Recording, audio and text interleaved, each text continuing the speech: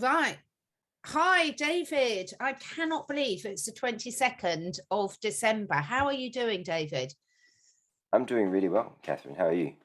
I'm good now. I was really unwell over the weekend. I think a lot of stress and things are coming out of me because my horse and thing and various other things. So I do feel it was more of an emotional, sort of collapse rather than, that my body just said you need a rest. So, but it's amazing. It came on really quickly and it's gone really quickly. So that's a bit of relief. But it's quite interesting because when you're ill now, I've been really shocked at the general attitude of most people that they're like terrified if you've just got a cold now.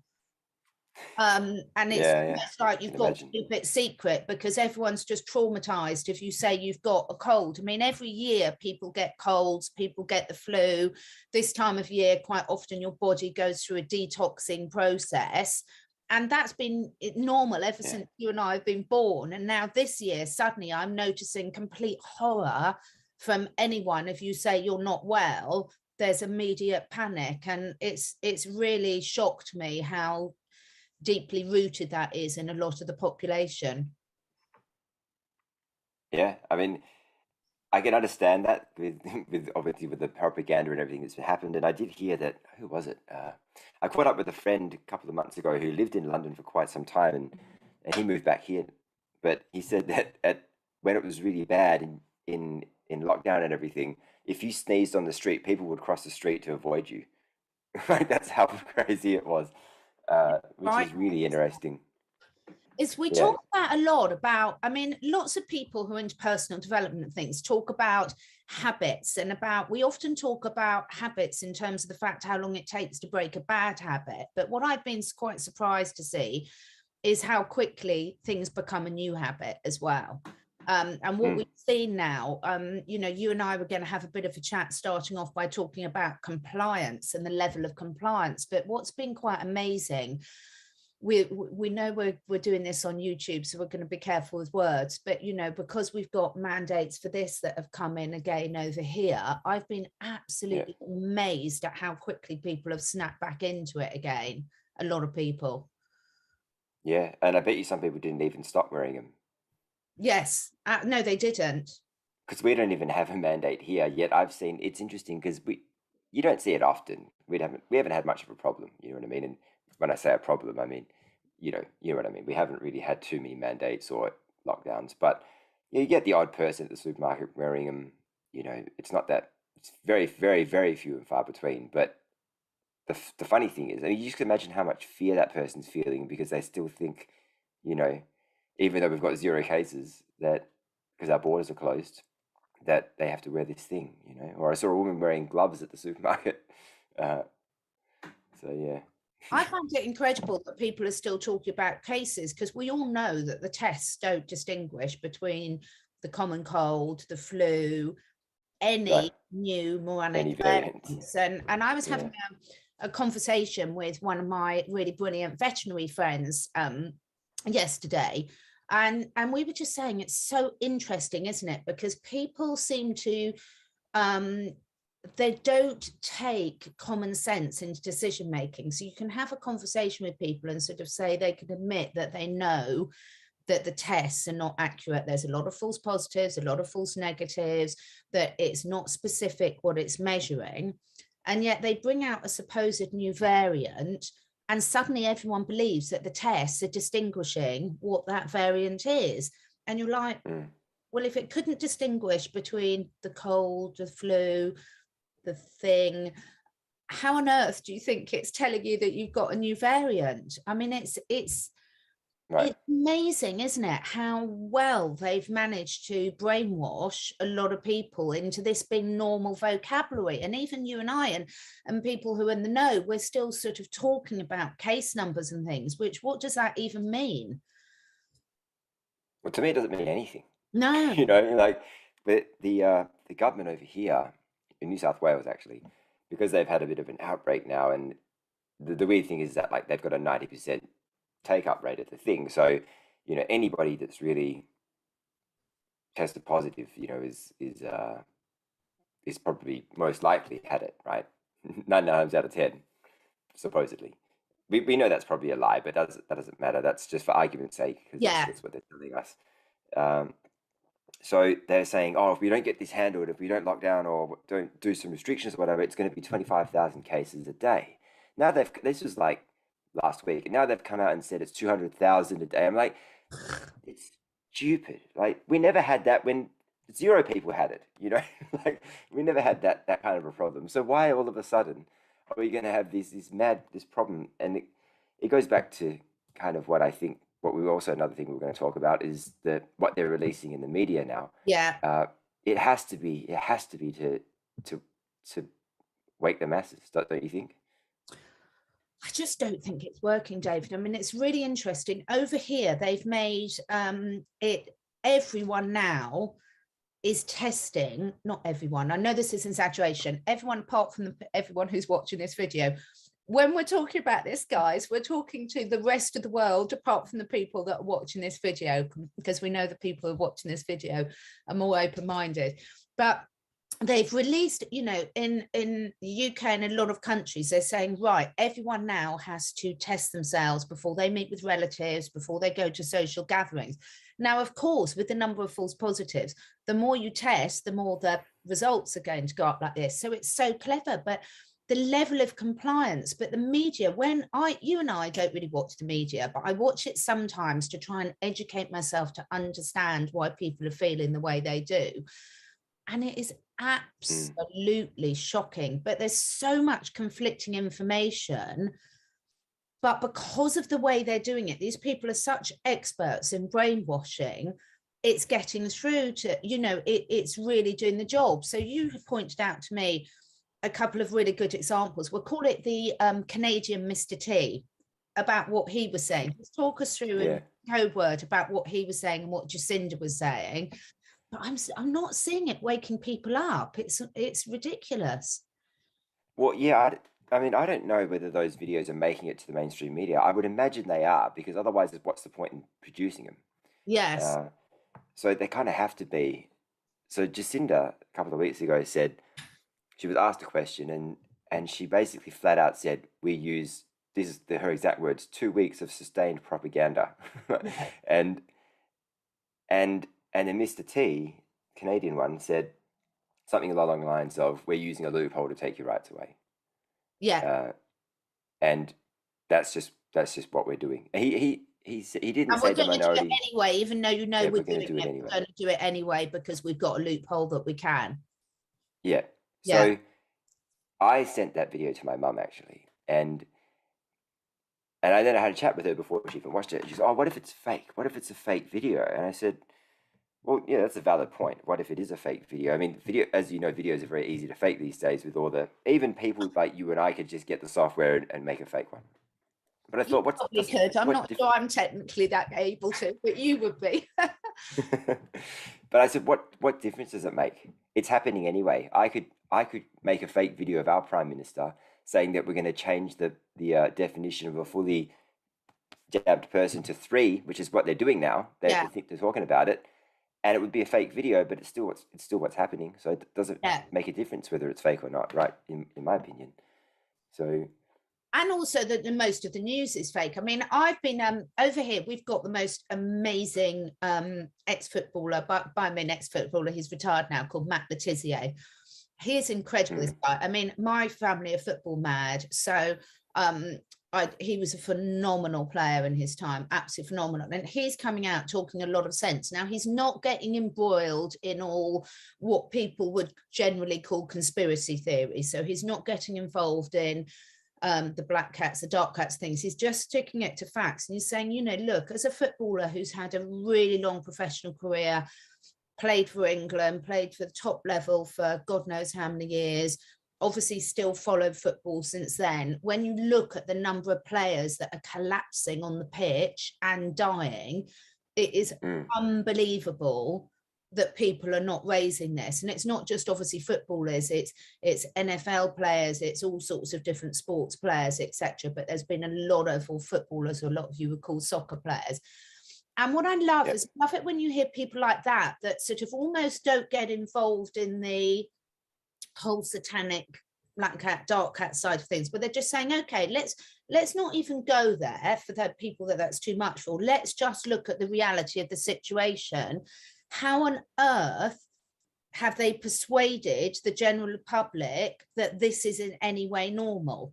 And I heard Charlie Ward talk about it because his daughter's a football manager and my daughter's in top level football, etc. And it's just quite incredible that they're persuading people that this is somehow normal and this happens. And it's like, no, this is never. He said, in all the years, he had a very long career, Matt Letizia, for England and top club level. And he said, in all the years I played top level football, never once did one of those footballers collapse on the pitch with heart problems.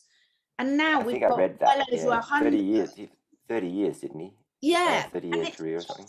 Amazing. And it's just that this is what I'm flabbergasted about, how successful they've been, because even if you take all the really, the really difficult to believe. So let's take the fact that the royal family of reptilians out of the equation, sort of thing. If we stick to just some of the basic facts, if we stick to some of the basic facts that they're trying to persuade people that they can measure a new variant using the same test that was being in circulation before the variant was even supposedly around. If you take the fact that they're getting people to have a third one of that they're saying is going to protect them, and it's the same thing, it's the same, and the first two haven't, so why the hell would the third one? Just these general logics, it's quite incredible. But you were saying about the media, I mean, I don't even know where to go with this. I don't know until something really comes out. That if anyone's watching this and they know whether the Canadian Mr. T bit or the Jacinda bit made it onto mainstream media, let us know. Perhaps you and I, before we speak next month, should actually spend a month watching it and see it. I don't know about a month. Even just 30 minutes is enough for me. It's enough, isn't A it? few minutes, yeah. It really pisses me off watching it. I don't do it on purpose, obviously. It's you can, you know what I mean? Like, you watch it and it's just like the colors, the everything. It's like, it really gets you, it really kind of puts you into this state, and it's my supposed emotional state, David. It makes me angry. It really does make me angry. And I think that unworryingly, that's the fact showing that they're doing quite a powerful job, that they have the power to that quickly change someone's emotional state, even though I'm aware of it and I'm trying not to let me affect it because I know it's bullshit. I still see it. It has that effect on me very, very quickly. Frightening, isn't it? Power of the media. Yeah, but it's interesting because we had a big lots of chemtrails here on Saturday morning. I woke up, I went to the supermarket. It was pretty early in the morning, and it was obvious what had happened all over the sky. And then it felt like it was going to rain that morning, even though it was completely sunny. It's an odd thing. It was like you wouldn't feel like that. Then I found out that it happened in a lot of other cities in Australia. Right. Then a few days later, there was a thing on the mainstream media about cloud seeding. Can you believe it? So there's obviously they're doing it. I think that they've spread the skies in a bunch of different cities, and then put that story out a couple of days later, even a day later, just so people can make the connection to see what's going on. Because they would never talk about that. Not in a million years would they ever talk about that. So that obviously, to me, obviously it means that yes, the media has been infiltrated. We wouldn't be seeing that story. We wouldn't be seeing all the Mr. T, what he said and Jacinda said, and all the other crazy stuff that we've seen about the Democrats sucking the blood out of kids and things like that on the media, if they wouldn't say any of that. Of course they wouldn't. So it really is a confirmation in many ways that there are benevolent forces doing it. But at the same time, this has been dragging on for nearly 2 years now, right? And yes. Yeah, and I don't think it's going to end in December. I just don't. I really wish it did. I mean, something big may happen in the next 8 or 9 days, but I don't think that it's going to end perhaps until maybe 4 months from now, maybe 6 at a stretch. Hopefully it's not 6, but that's just my opinion. Don't take that to the bank or anything, anybody, but that's what I think. And I think it's also important to be emotionally and spiritually prepared for a longer time period rather than a shorter one, because you may get let down. And if you don't prepare emotionally, then when you get to that time that you think things are going to happen, you're kind of a bit hooped. What are you going to do? But if you prepare for an extra 4 months or an extra 6 months and you get a pleasant surprise earlier, isn't that a good thing? Yeah, it's a really interesting one. I mean, talk me Sorry, through. I'm just looking for my laptop's going to run out of battery. Hang on. I keep doing that. I tell you what, it is weird. I've the moon here has been unbelievable the last week, absolutely unbelievable. And we've had funny weather patterns as well and everything. We're now what I would call back to normal UK weather of this. But I was saying to Janine a week ago, it was like we had a blanket over us of grey. It was literally like someone had put a whole grey blanket over the whole of the UK. It was really, really weird. But Yeah. now we're back to a bit more normal, I'm pleased to say, sort of looking outside. But going to what you were saying about the preparing and things, I was listening to one of the videos that you sent me with Elena Danan and Alex Collier, and who were the other people? Oh, Dr. Michael Sala That's and another woman.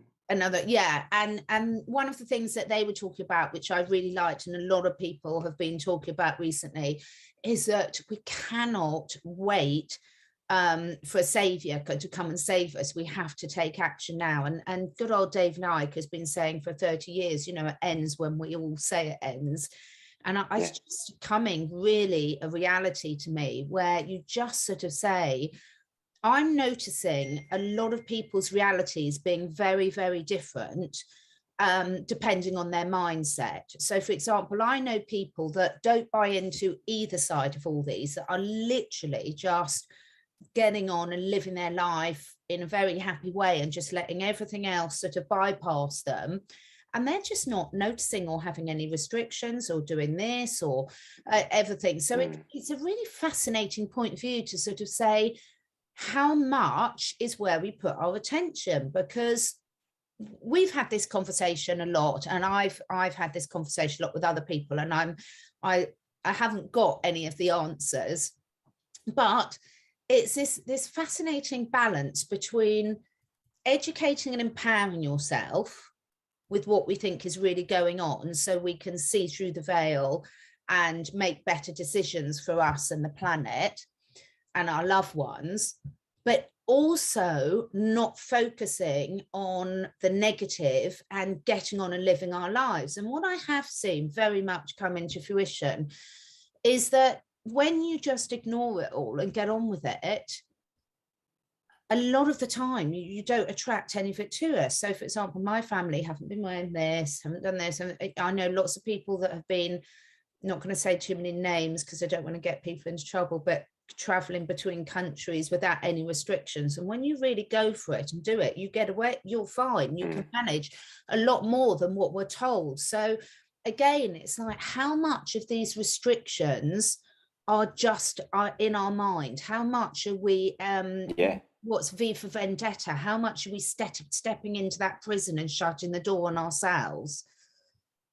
That's a really good point, because our borders are supposedly closed, and yet I know of people that have traveled a little bit here and there, and it's pretty rare in my state and in other parts of Australia. It's possible. Like somebody, my friend's parents flew from here to Germany to see him, and one of my other friend's sisters went to South America. And I'm like, Yeah. I was under the impression nobody could go anywhere. So am I creating my own barriers, boundaries, in my mind that don't exist? I mean, my passport's expired anyway, so I'm not going to go anywhere. But I also don't want to have a test or anything to do with it. So, you know, I'm not really desperate to go traveling, right? But at the same time, it would be nice. But I think that yeah, you're right. I think we do, and that scene where in V for Vendetta, where she wakes up and the guy's Yes. a mannequin, and she just waltzes out. I mean, that's so symbolic of the things right now. I mean, people, all they need to do is just take the thing off. Like if everybody or enough people took the thing off, that one simple Exactly. action would be enough to make the biggest change, And if in the everyone world. just stopped taking a test, if you imagine if everyone refused to take a test,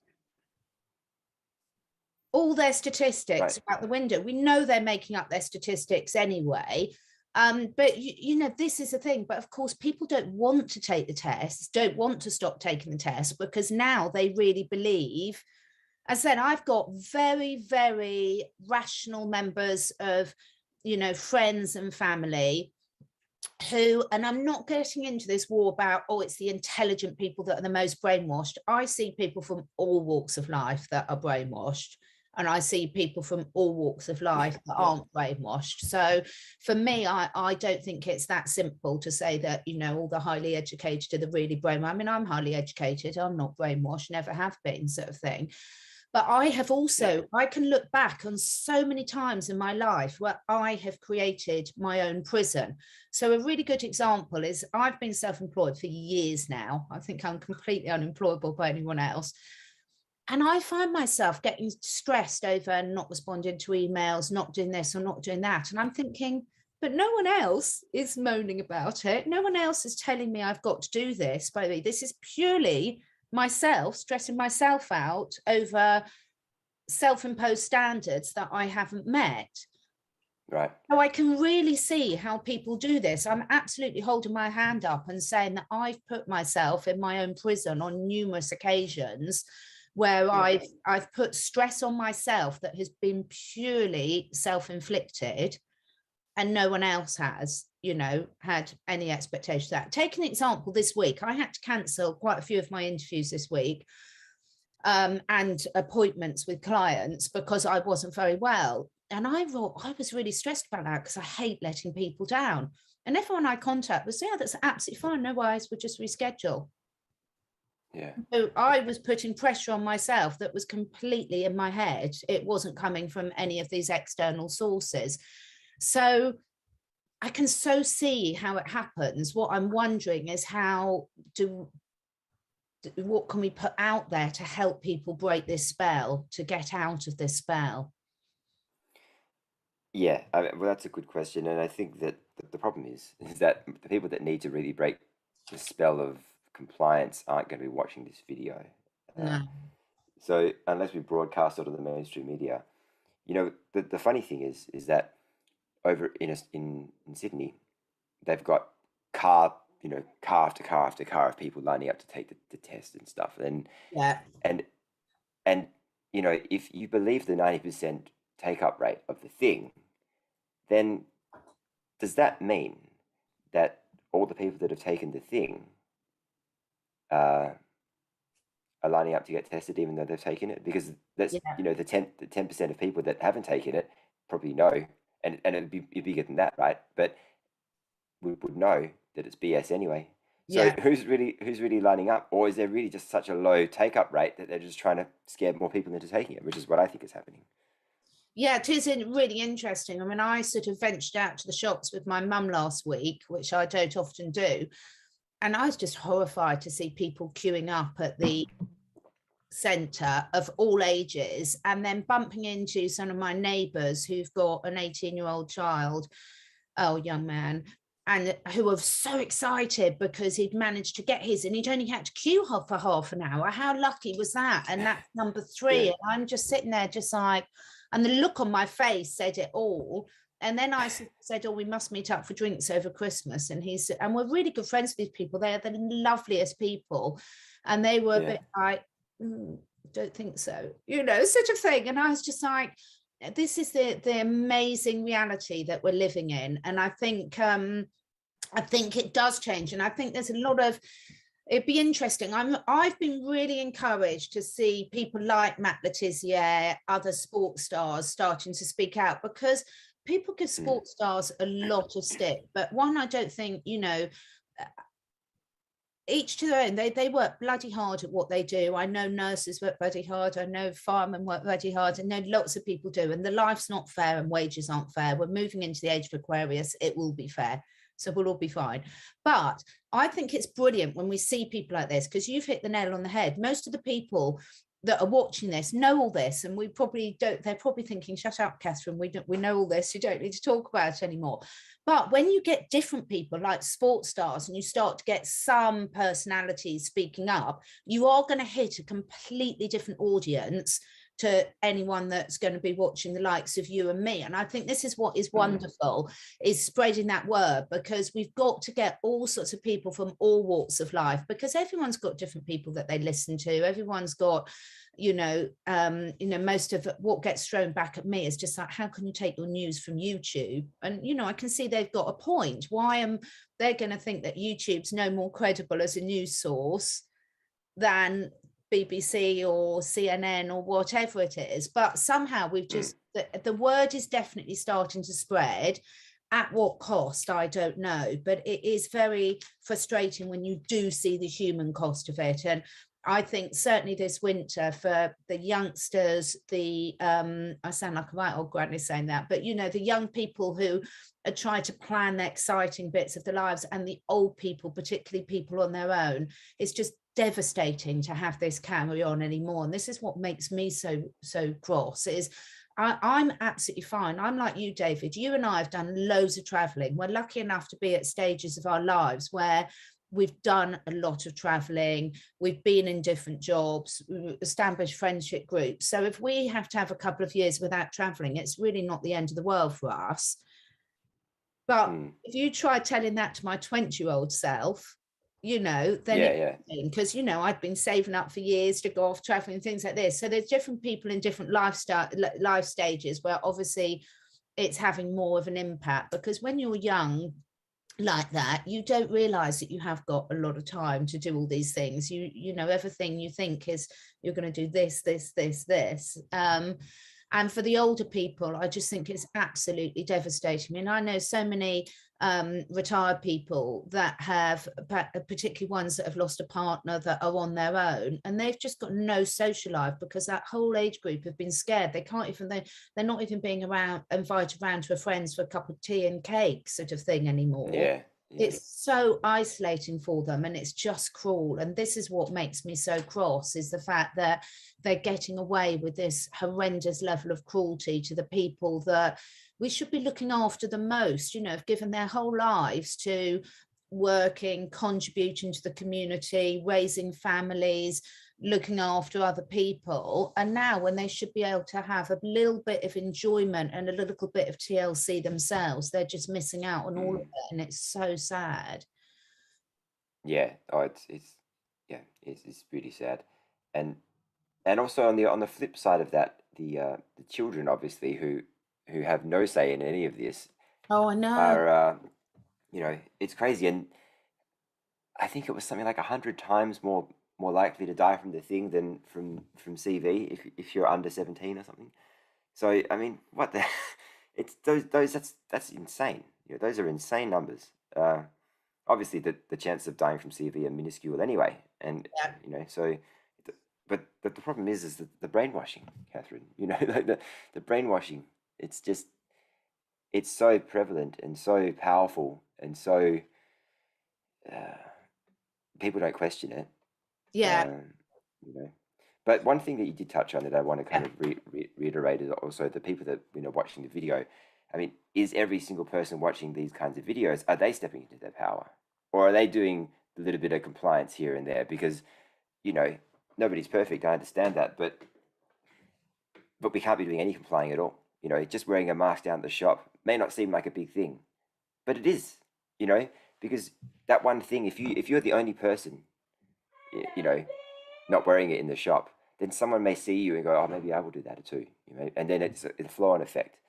And so, we can't be like my friend Dale says, we can't be going to the rallies and then lining up for tests, or we can't be going to the rallies and still wearing the thing, because it defeats the purpose of doing any of that, doesn't it? It's so important. It's so important, because I think that's such a great point you've raised, because I've had a lot of pressure from family members to take a test before I see elderly relatives this Christmas. And they're genuinely concerned. But my point is like, but me taking a test serves nothing, because there's so many false positives and false negatives. It's not going to give you any information. For me, I mean, I just was very ill, and some of the symptoms I had, a lot of people were saying, oh, I had that, it took me 3 weeks to get over it. Well, I've got over it in 2 days, because I've been taking all my vitamins, my minerals, my CDS, which I'm not allowed to say on here, my roots, clean set, my things, and I will be sharing those. I mean, everyone's got them as Christmas gifts and things, because taking responsibility for our own health. And again, I know lots of people, some people love Charlie Ward, some people don't, but he had a very good point. He went to stay in a hotel for his son's gymnastics competition, and it was like they were insisting that they wear this, and his family members were saying, well, can't you just wear one for 10 minutes just so no hassle? Yeah. Like, well, can I just be unfaithful to you for 10 minutes?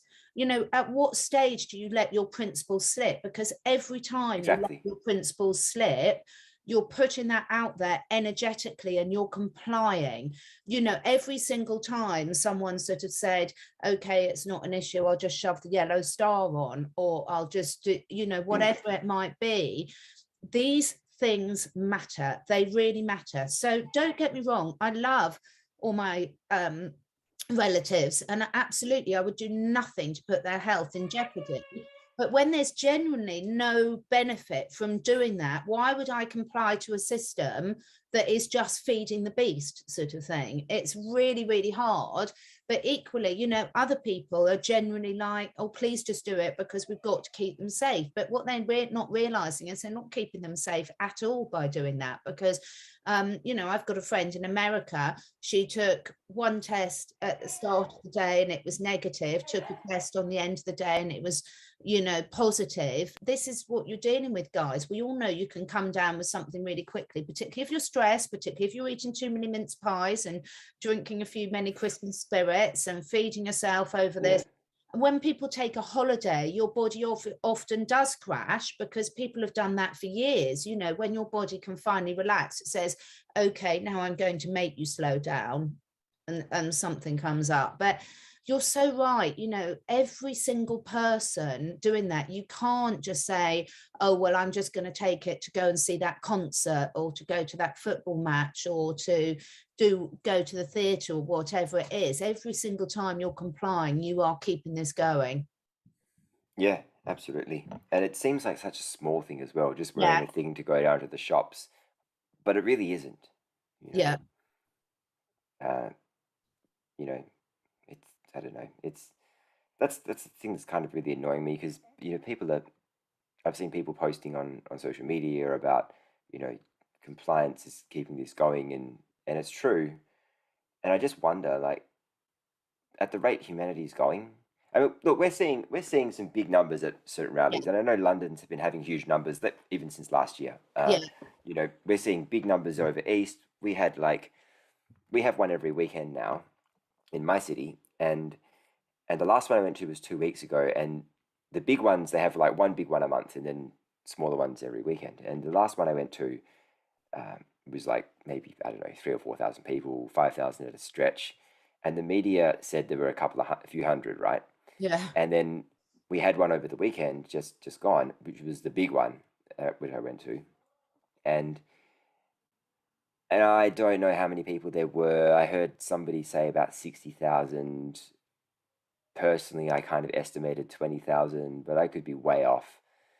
Um, but it was enough people for the media not to report on it at all. Yeah. So that kind of speaks volumes to me. Uh, That's a really good point. Yeah. so yeah, the media didn't touch on it at all. So, but my point is also that yeah, there are more people standing up for sure, but this compared to even 6 months ago is a huge improvement for sure. I'm not going to discount any of the headway that we've made. And I think that as the third and the fourth and the fifth things get rolled out, I think more people are going to wake up. They have to. There's no Yes, I reason for them agree. not to. They're being lied to, obviously, and now that the government's going to change the definition to 3, Mm. then that should wake more people up, or at the very least, maybe not wake them up, but go, well, wait a second, I didn't sign up for that. That it Completely. was two. They said double. Uh, but if it really comes down to us and it's humanity, and all we have to do is just stand up and say no, then I think we're going to be still looking at a bit of time. That's kind of what I Yeah, I base that agree. off. I mean, yes, Alina Dannon and Michael Collier and Dr. Salas are talking about that the work that we can't do has been done. We can't go into the dumbs. We can't eradicate the off-worlders, the negative off-worlders. We can't do any of that. What we can do and what we should do and what they can't do for us is stand up for our own rights, and we have to do that ourselves. So, everybody, it's a team effort. Everybody has to do their part, and our part is really simple compared to all the other stuff that's had to happen. It, uh, but I understand that what it goes back to what you talked about, that that like the hardest prison to escape is the prison in your mind. So you we can't, what seems simple to one person is very difficult for another person, and that's the kind of dilemma that we're facing. It really is. And I think, again, I'm just thinking so much about this and feeling it and asking the animals and everything. And I think for me, it keeps coming back to being the best examples we can be. I mean, I've definitely go through regular stages of wanting to slap people around the face and say, wake up, bloody idiots, particularly family members and friends and things. And then I just think that's just so unconstructive. You're never going to Yeah, get there from that point of view. But if I can be happy, be healthy, um, keep sharing my truth, keep being open to people having an awakening and seeing a different point of view. But I think in reality, again, I was having this conversation with my vet friend because it's very true. When you see how people treat their animals, it is very, very relevant because everyone wants a quick solution with very little effort. That's the society we've had, particularly in the yeah, Western world. And I am talking about the Western world here. I know it's very different in other parts of the world. But in Australia and the UK and Canada and America and most of Europe, etc., we are a quick fix society. We're a disposable society, and we want a magic pill for everything, whatever it is. Instant mm, gratification. You can't even see people don't, you can't even, the kids can't even go with their parents around the supermarket now without playing on an iPhone or something at 2 years yeah, old or something. It's quite horrific, quite frankly. The fact that we've got to be brainwashed into having something fed to us. You look at the way parents with their children now, it's like, oh, you spending quality time with your children. Well, children don't know how to play on their own anymore. When I was growing mm, up, parents didn't sit there and play with you. You entertained yourself. And if you had to do that with a twig and a leaf and a clothes peg, you have you found ways of doing that. mm. And I had some amazing pet worms. I looked after them really well. But do you know what I mean? Imagination. And I think the thing is now, I see it with a lot of the work I do with people and the animals, and this isn't a criticism, folks, but everyone wants a solution with no effort and they want it immediately. These problems have taken a long while to build up, and therefore it's like detoxing your body. You can't stop eating McDonald's every day and expect to be healthy the next day. Your body goes and mind goes through a healing cycle. And this is sort of Mm. what we're doing now. And we've got to put that consistent effort in.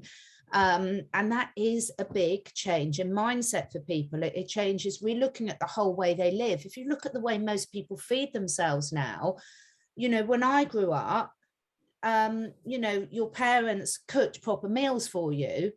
Right now, all the parents both are out at work for ridiculous long hours. They haven't got time. They're exhausted. They put junk food in the thing. And of course, I know this is a generalization. I know there's lots of people that don't do that, but there's a huge amount of people that do. You go into the supermarkets and 90% of the stuff on the shelves isn't even real food. It's junk food. Right, right, yeah, So we've got a lot of detoxing to do on all sorts of levels, but people have to start somewhere. And what I find is if you get yourself physically more in balance, you get a lot more clarity of mind and you start seeing things a lot clearer.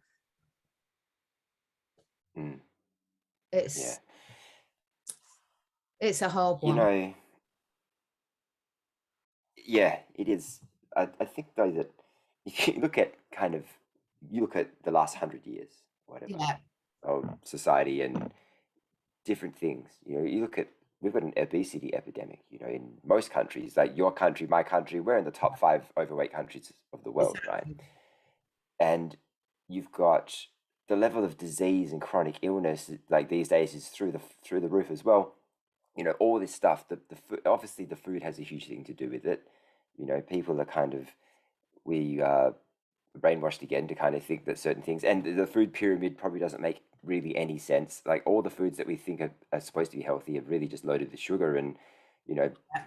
and and obviously it's been designed like that.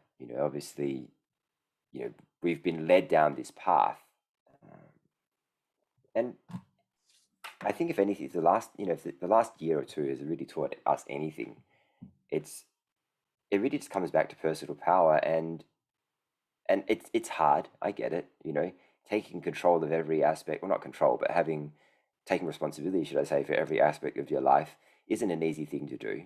You know, Mm. if you don't make time for health, you'll have to make time for illness. If you don't make time for managing your money, or whatever, you have to deal with money problems and so on and so forth. There's people have a lot on their plates, but we we have been lulled into a false sense of security. We have gotten very complacent, and we really do need to just take control and take responsibility of as many aspects of our life as possible. It doesn't have to be overnight. It is a work in progress. My life isn't perfect. I'm sure yours isn't either. Uh, but it is a work in progress. I've been kind of spending the last 5 or 6 years getting my life to where I want it to be, and it's not completely where I want it to be yet, but it's a lot better than it was a few years ago. So uh, I guess my point is that start small. Just pick one area that you want to focus on, get that to a good level, and then you can work on other things. For anybody who's listening you know who wants to go in that direction, which I think we all should, because giving away our power is what's got us into this mess in the first place. And I think also the language we use as well, because we're taught that change has to be hard. Well, they've Right. shown it's very easy to make changes in the way that we don't want. Yeah. I think it's really good fun making changes in your life. I mean, how boring would it be if we were all like, you get to 30 years old and that's it for the rest of your life? Everyone changes, evolves, they decide they want different things, different interests, etc. And so I think that's such good advice, David, of just start really small. I mean, look, one of the things that really I think made a huge difference for me and what I noticed with you is when you started doing your music again, when you started doing something as simple as making time for something you're really passionate about. So when we've been speaking for quite a long while now, and then you've got more and more into your music, and the more I see you getting into your music and putting out such wonderful stuff, the more I see you evolve, and the more joy and the more the more you seem at peace with yourself. I mean, following your passion, it can be literally that simple, can't it, David, in terms of people making time to fit into their lives something that they're really passionate about. Yeah, I actually wrote a social media post about this for a client of mine today, and what I think, and I said this to a friend many many years ago, 2 years ago or something. It's like you can take better care of the people around you when you first take care of yourself. It's the same. It's the same as when you're in an airplane and you have to put the oxygen thing on yourself first. Because if you don't first give yourself what your heart wants, then you're not going to show up in you're going to be your best self, are you? You're going to be despondent. I know from experience that when I didn't do music for like 10 years, and even when I was doing it, there were other things too that kind of made me depressed. But I didn't do music for a very long time, and you just you just get more and more despondent at life. Uh, well, I did anyway. Yeah. So I mean, not everybody will have that experience, but it's true. When you just allocate a little bit of time, maybe half an hour if you could spare it, I would say block out the time, to Yeah. do whatever it is that you want to do, drawing, painting, anything, whatever. It doesn't have to be either of those things. Could be just going to the beach and walking along the beach or whatever it is, something that really feeds your soul. it's going to put you in such a, well, first it's going to raise your vibration. It's going to, it's going to give you a new lease on life in many ways, and you're going to show up and be able to treat people with, you know what it's like when you're in a bad mood. You just kind of very rude to people. You can be, you're rude to people. I used to like go to my job, which I hated every day, and people would say good morning to me, and I was so depressed and despondent with things. I would just kind of mumble some stuff. That wasn't my best self, nowhere near it, But when you do feed your soul, you you show people the real you, and people want to see the real you. Most people are, unfortunately, most people are living a lie, in many ways, whether they know it or not. And it's because they're not being authentic to themselves. And you have to kind of start there. So true. I mean, I'm a complete different person. One of my favorite things to do. I mean, I'm very lucky. I live in a beautiful place to go walking. And walking my dogs or my horses is just one of my favorite things to do. And when I make a block out time for that during the day, to make sure I take them on a really superb walk, not just a quick rush one that I'm fitting into my busy schedule, then I'm so much nicer a person to be around, because I'm happy because they're happy. And it's been good for me because I've got out, grounded, been in the fresh air, and you can't go for a walk with a dog and not be happy, or with a horse. It's just impossible, because when you see their joy for life, it's just impossible. And even like today, it was really frosty today, and I got up really early, and it was such fun. I mean, I fed the horses, gave the foxes a little treat, obviously fed the dogs and cats, but then I love feeding the birds in the garden, and then I love watching the squirrels come and get the bird food. It can be the littlest, simplest things that give you such joy. One of my favorite things in the whole world is feeding my guinea pigs in the morning, because when I give them, I love getting their selection of different herbs and vegetables together, and so they come running over to get it from me. And everyone's got something that really feeds their soul. And I think a lot of people have not made time for themselves at all. And just to do that, to sort of sit there over the Christmas period and say, right, what is it? And if you don't know what it is, just try out some different things. Just try out some things, because some people have just got so busy and so stressed and so into responsibility mode, they've forgotten. But that's fine. Don't worry about it. Explore and experiment and try a few different things out, and then you'll get feedback from those around you as well. So I think that's really great advice.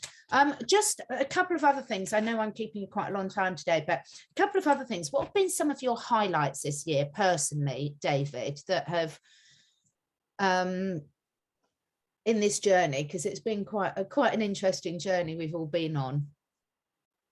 Yeah, no, it has been a very big journey. I think the highlight, well, some of the highlights were really kind of putting out more videos and meeting people like you, and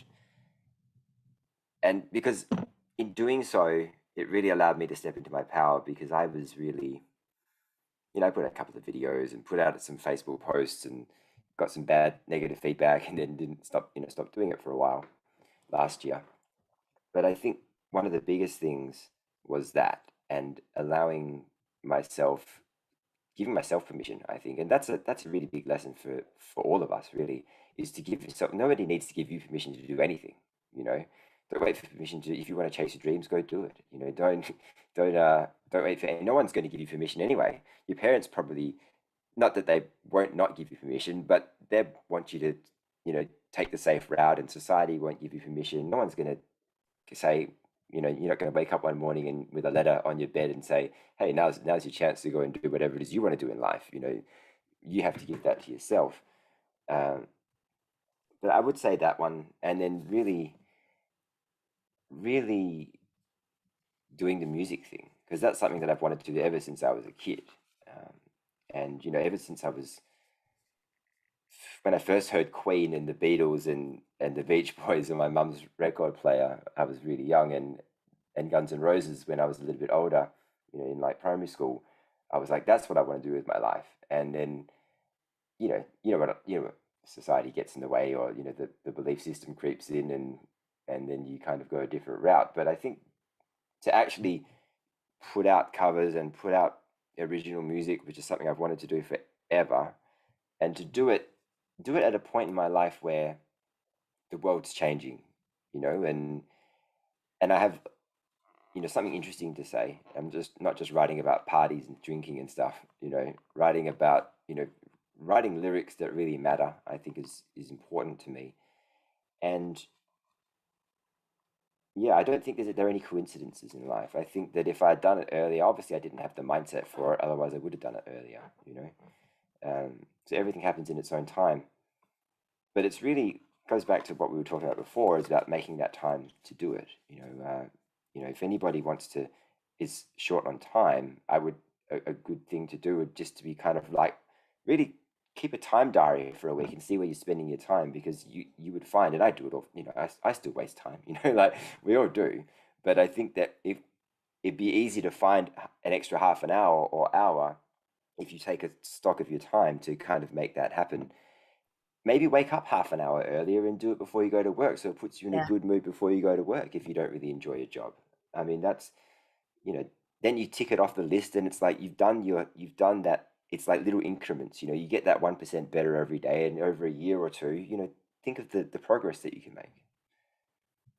Such great advice. I mean, there's so many good things. So, you know, people look at these books and podcasts about creating good habits, but we do have to try and create them, and soon they become good habits. And you know, I'm my daughter's amazing at sort of getting up early and getting everyone up early and sort of saying, right, let's do this now. And it's amazing when you start your day on something that you love. You know, I've created a life where my day starts by doing the animals, but because that's my greatest pleasure in life, by its very Mm. nature, even don't get me wrong, when it's freezing cold and pouring as rain, I sort of sit there and think, oh, I don't want to get out of bed and do them. And once I do, it gives me such joy. Then I've already starting the day on a positive and on a high. So Yeah. setting things up for success is so, so important. And I would vouch for you, you know, one of my greatest highlights from the year have been meeting people like you and just thinking that, God, you know, I'm now spending a lot of my working day talking to just such amazing people, and I get so much out of it. And I never thought that would be possible a year ago. Honestly, I mean, I laugh now and I sort of think, oh, I can't believe I'm doing this, but it's such Yeah. fun. And every day I love learning. I love speaking to interesting people. And look at what I'm spending my day doing. It's quite a miracle, really.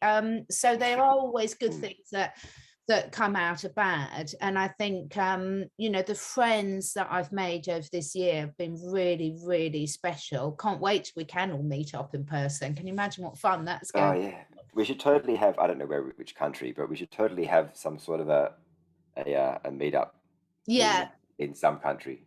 we so You should. know, I mean, I'm dying to come. You know, I'm dying to get back to London. I haven't visited since I left in 2015, but I'm also just want to go anywhere really. So it doesn't really matter where it is. I'll Exactly. be there.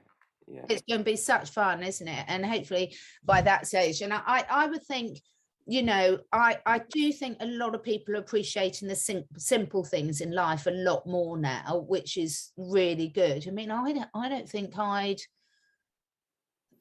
have been too busy with my previous lifestyle to give a lot of thought to other people in society, like the elderly generation and things. And I'm really pleased that something has come along and given me a slap on the face and made me think about things like that again, because that's been really, really important. Because sometimes we can get so absorbed in our own lives that we forget Mm. to think about those around us. And I think that's been a real blessing. So I feel a lot more aware now of what other, you know, people at different stages of their life are going through. And I'm really grateful for that, because that's probably making me a lot nicer a citizen and neighbour, etc., to be around.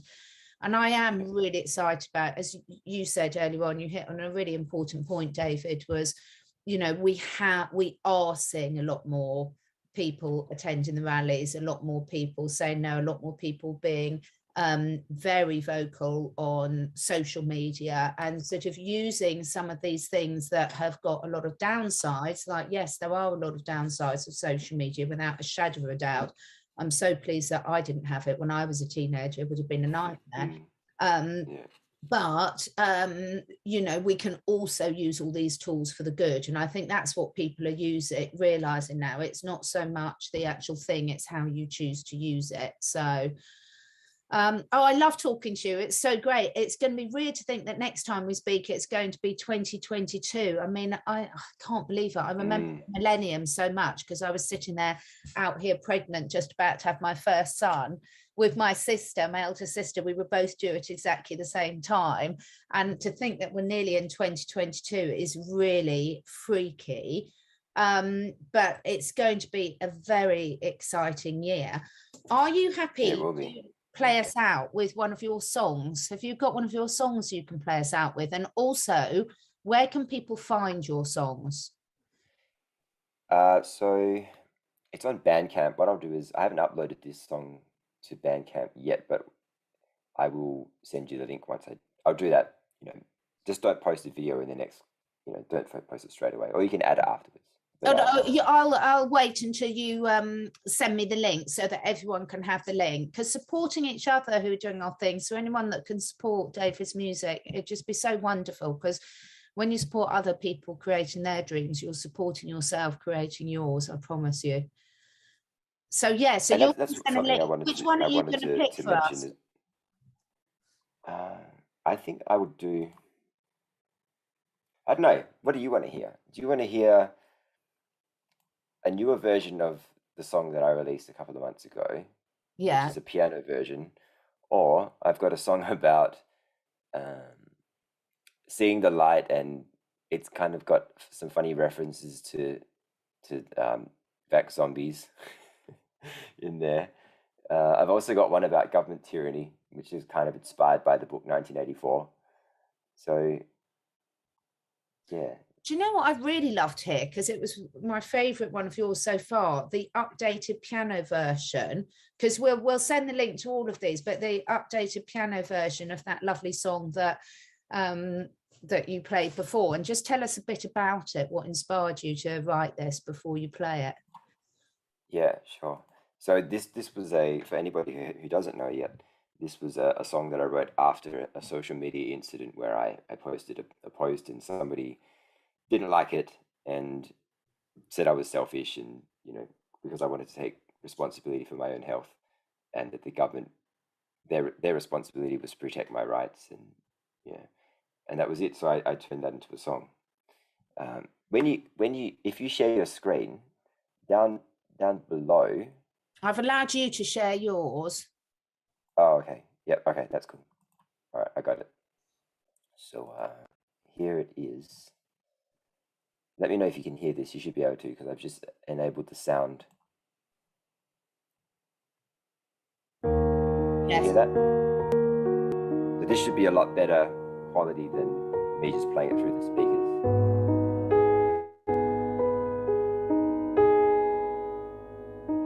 Too loud, or is it okay? That's great.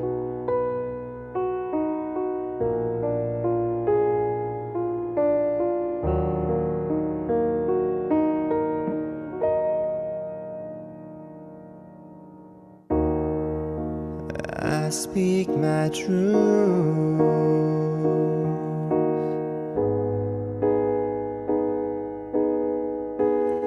You don't want me to.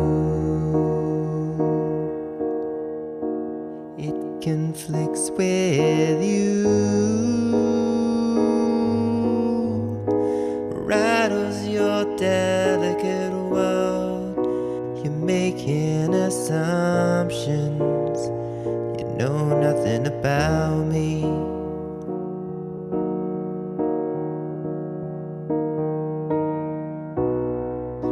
You're making assumptions. You know nothing about me.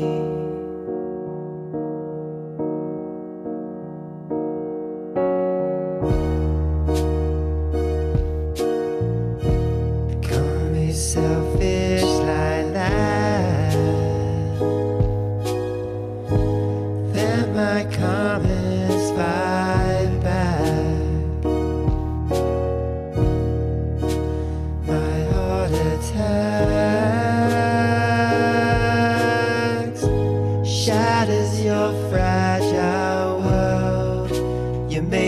making assumptions. You know nothing about me.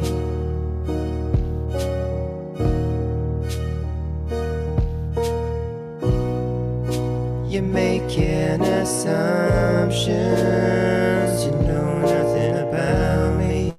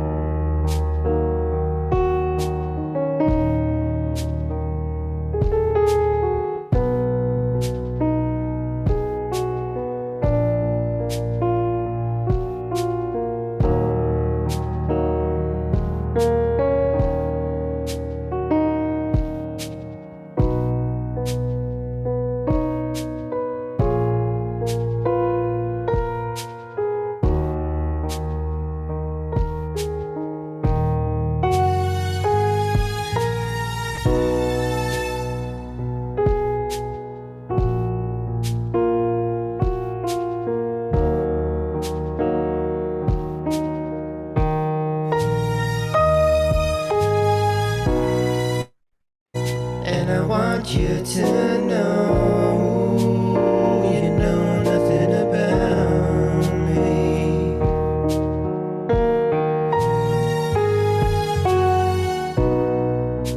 You're making assumptions. You know nothing about me.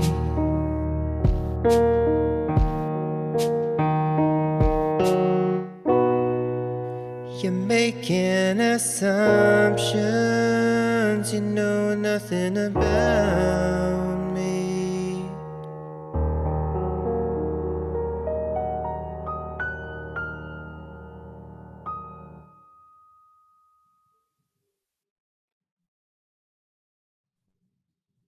Wow, that was lovely, David. I love that Thank version. you. So you make sure you send me the link and I'll put that below the video for everyone. And any final messages before we finish? Well, I just wanted to thank you. You're so supportive, and yeah, I hope I can return the favor, and I hope I do return the favor. But yeah, you're just amazing. So for anybody else, though, I don't know. I think yeah, I do think we're close. I just think that it's going to take a little bit longer than we maybe not expect, but yeah, we've still got a bit of fight to go. So don't comply, and everybody have a Merry Christmas. Oh, thank you so much, David. I can't wait. Big hugs from across the pond and have a brilliant Christmas, everyone. And I can't wait to hear in the comments below the video what all your passions are and how you're going to make time for some of your passions. And thank you so much for sharing that. I love your music, David. I have no musical talent at all, so I can only watch with and dream on with that one. But thank you so much. And we will speak again in the new year. Yeah. Take Thank you, care. Catherine. Bye, everyone.